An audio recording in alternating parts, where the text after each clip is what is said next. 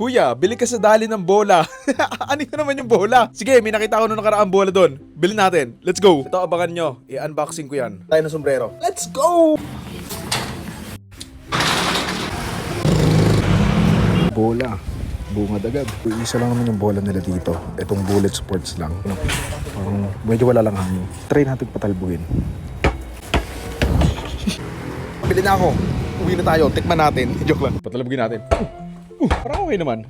Wala lang siya masyadong hangin. Kung may pambomba kami dito eh. Asan ba yun? Wait lang. Tek, di ko mahanap. Okay na nga to. Tumatalbog naman eh oh. Oh.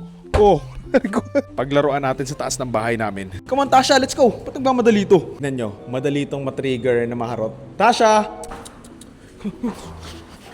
No! Don't let me! No! Playing basketball. Putek na yan, no? Si Lebron nasa Sixers na.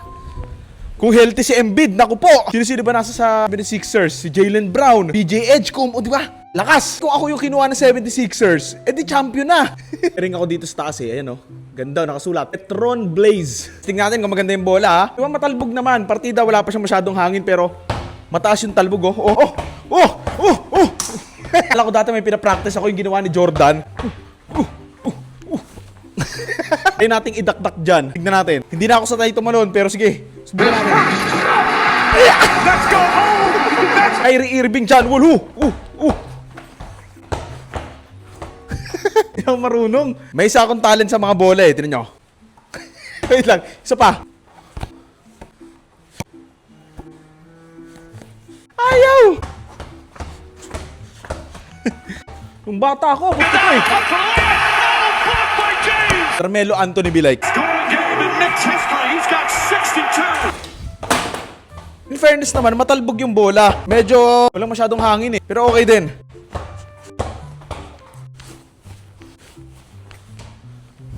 Ano ba yun? Yung isa, yung bagong na-drop, yung nang bibeng-beng. Ganito siguro yung maglaro.